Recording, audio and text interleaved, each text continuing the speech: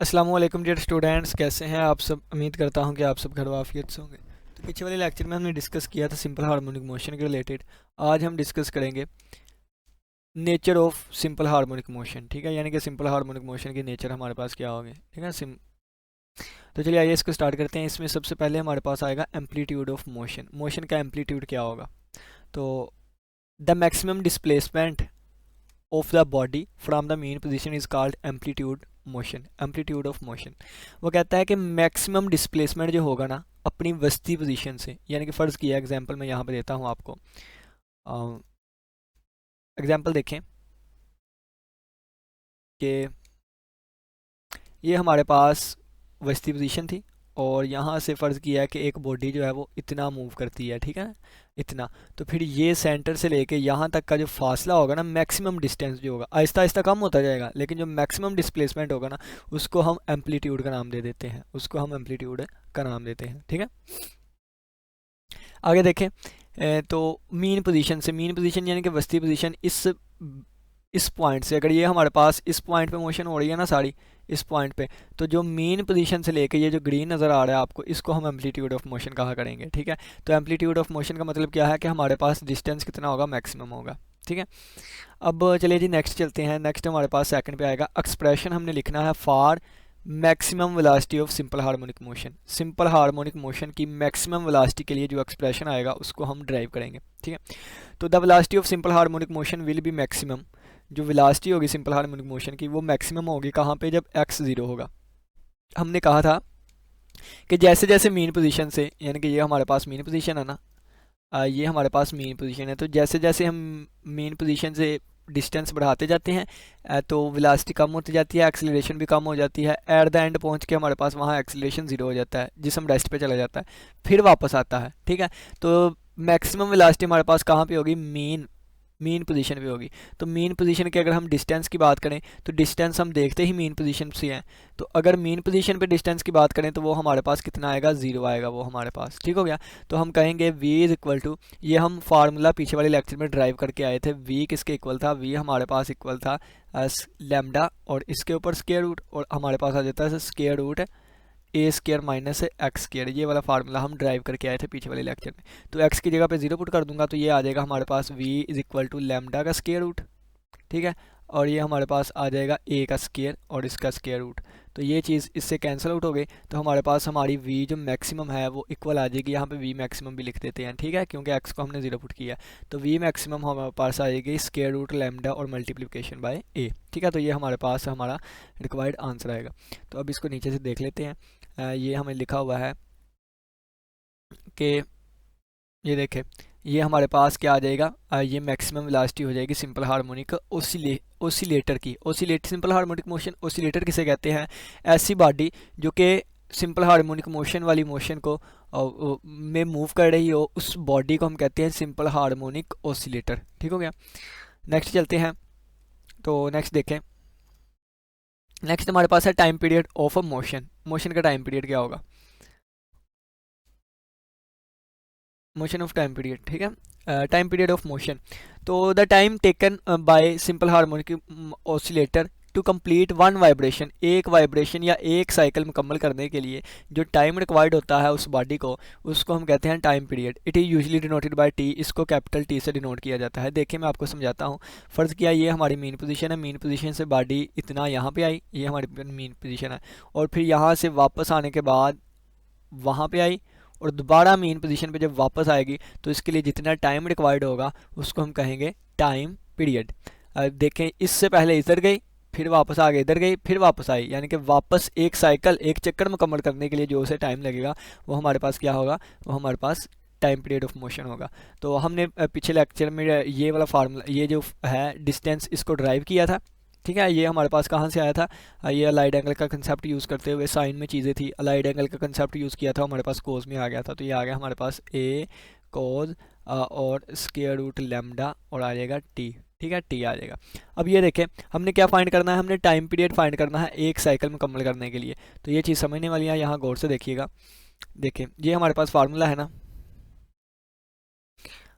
उम, ये देखें, ये हमारे पास फार्मूला है। ठीक है, ये हमारे पास क्या है, ये हमारे पास है फार्मूला लिखा हुआ है।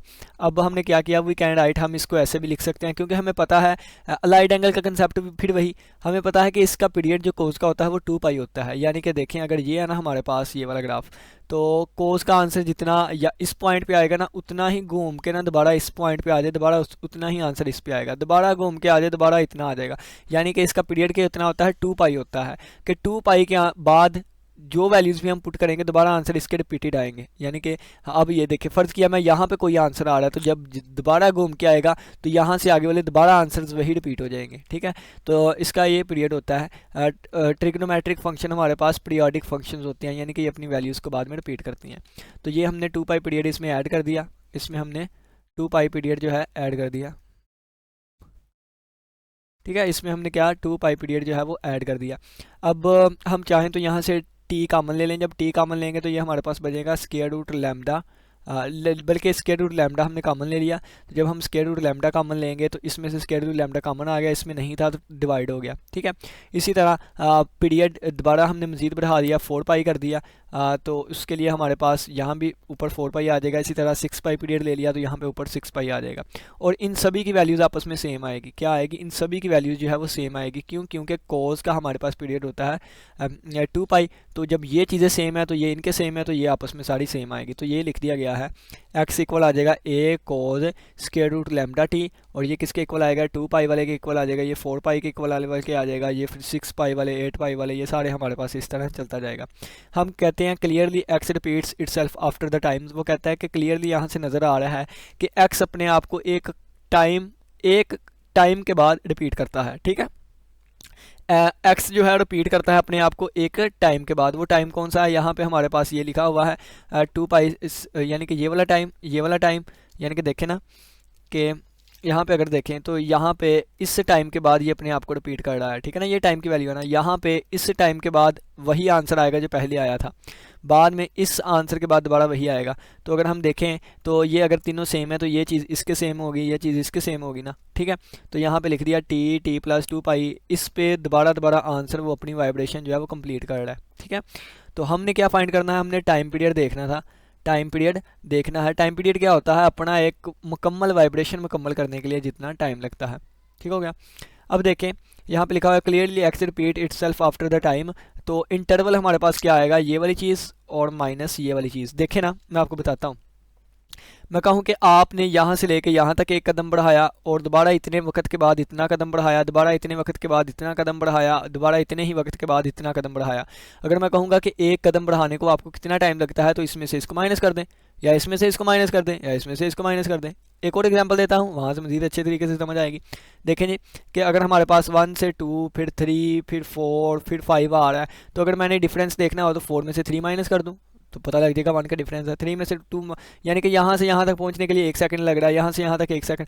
तो इसी तरह अगर हमने टाइम अपना निकालना है कि एक पूरी वाइब्रेशन के लिए कितना टाइम लग रहा है, तो पहली वाइब्रेशन के लिए ये था, तो पूरी जब उसने अपना साइकिल कंप्लीट कर लिया फिर ये टाइम हो गया, इतनी देर बाद वो अपने आप को रिपीट कर रहा है। यानी कि इस टाइम में से जब इस टाइम को माइनस करेंगे तो हमारे पास हमारा रिक्वायर्ड आंसर आ जाएगा। तो हमारे पास टाइम पीरियड क्या होगा, आगे वाली वाइब्रेशन का टाइम माइनस जब आगे वाली स्टार्ट हुई है उसका टाइम माइनस पीछे वाले का टाइम, तो ये हमारे पास हमारा रिक्वायर्ड आंसर आ जाएगा। टी के साथ कैंसिल आउट हो जाएगा। ठीक है, ये इसके साथ कैंसिल आउट हो गया, हमारे पास हमारा टाइम पीरियड आ गया 2 pi over square root lambda, और ये हमारे पास टाइम पीरियड है। टाइम पीरियड क्या होता है, एक साइकिल या एक वाइब्रेशन मुकम्मल करने के लिए, साइकिल नहीं, क्या साइकिल इस तरीके में आएगा ना, इस साइकिल भी इस तरीके में। ठीक है, एक सा स्ट्रेट लाइन में अगर हम डिस्कस करें, वो गिरना अगर साइकिल आप कहें कि गोल वाली चीज़ के लिए नाम लिया जाता है, इस वाली चीज़ को साइकिल कहा जाता है, तो फिर को आपको वाइब्रेशन कह लें इसको। ठीक है, तो ये लिखा गया है कि ये हमारे पास टाइम पीरियड होगा मोशन का। ठीक हो गया, आगे हम डिस्कस करते हैं फ्रीक्वेंसी ऑफ द ऑसिलेशन। ठीक है, फ्रीक्वेंसी क्या होगी, अब फ्रीक्वेंसी किसे कहते हैं, टाइम पीरियड को डिवाइड कर देना 1 से, तो ये हमारे पास फ्रीक्वेंसी बन जाती है। यानी कि देखें वहाँ पे क्या था, वहाँ पे था एक वाइब्रेशन मुकम्मल करने के लिए जितना टाइम लगता है उसको हम कहते हैं टाइम पीरियड। यहाँ पे हम देखेंगे कि 1 सेकंड में कितनी वाइब्रेशंस मुकम्मल की गई हैं। ठीक है, अब वो बॉडी पे डिपेंड करता है ना, वो स्लो आहिस्ता आहिस्ता जो है वो मूव करता है या स्पीड के साथ करता है। तो अगर तो देखें, हाँ, तो ये भी हो सकता है कि वो कुछ टाइम एक वाइब्रेशन मुकम्मल करने के लिए 5 सेकंड लगे हो, तो फिर उसका टाइम पीरियड 5 सेकंड होगा। ठीक है। अगर एक वाइब्रेशन को मुकम्मल करने में 10 सेकंड लगे हो तो टाइम, और इसी तरह ये टाइम पीरियड का पता चल गया। अगर एक वाइब्रेशन मुकम्मल करने को 15 सेकंड लगे हैं, कितने 15 सेकंड लगे हैं या 3 सेकंड लगे हैं, तो वो उसका टाइम पीरियड होगा। लेकिन एक सेकंड में अगर जितनी वाइब्रेशंस की होंगी उनको हम कहते हैं फ्रीक्वेंसी। ठीक है। The number of vibrations completed by simple harmonic oscillator, यानी कि उस बॉडी ने सिंपल हार्मोनिक ऑसिलेटर यानी कहते हैं जो बॉडी मूव कर रही हो, तो वो बॉडी नंबर ऑफ वाइब्रेशन जितनी कंप्लीट करती है इन 1 सेकंड, एक सेकंड में, उसको कहते हैं फ्रीक्वेंसी। तो फ्रीक्वेंसी इक्वल आ जाएगी 1 ओवर टाइम पीरियड, और ये क्या होता है, टाइम पीरियड का रेसिप्रोकल होता है। यानी कि देखें ना कि एक सेकंड में कितनी वाइब्रेशंस होंगी, तो उसको 1 से डिवाइड कर दिया है, तो ये हमारे पास क्या आ जाएगा, फ्रीक्वेंसी आ जाएगी। ये दोनों एक दूसरे को रेसिप्रोकल होते हैं। ठीक हो गया, आगे चलते हैं। हमारे पास नेक्स्ट आ गया है geometrical representation of simple harmonic motion. अब इसको जियोमेट्रिकली रिप्रेजेंटेशन इसकी देखते हैं। तो देखें, शो डैट, क्वेश्चन इस तरह आ सकता है, show that when A particle moves along a circle, के जब एक पार्टिकल जो है वो सर्कल के अलोंग मूव करता है, यानी कि इस तरह, ठीक है ना, जब एक पार्टिकल जो है वो सर्कल के अलोंग मूव करेगा, it's projection moving along the diameter, तो इसकी जो प्रोजेक्शन होगी वो डायमीटर के अलोंग हो of the circle perform simple harmonic motion, और इसकी जो प्रोजेक्शन है वो अगर डायमीटर के अलोंग हो तो फिर उस वक्त ये सिंपल हार्मोनिक मोशन होगी। कौन सी मोशन होगी, सिंपल हार्मोनिक मोशन होगी। ये हमने साबित करना है। ठीक है, कहने का मतलब ये है।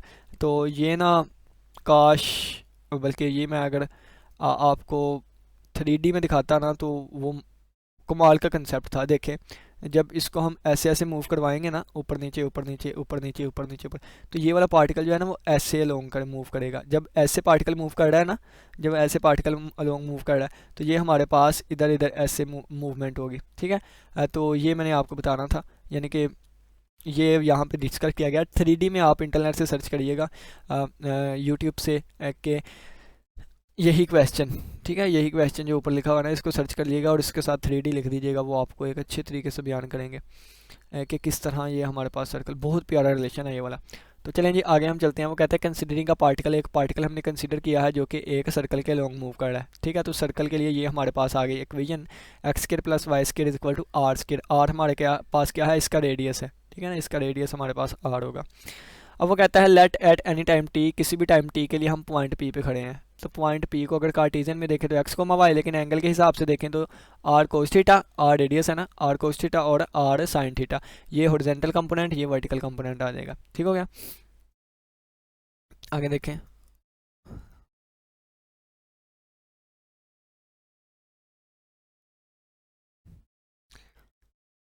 आगे देखें, ये हमारे पास आ गया, इसके इक्वल एक्स, इसके इक्वल है आर कोस थीटा के, इसको डिफ्रेंशिएट करेंगे तो D X over D T आ जाएगा जो कि वी होगा।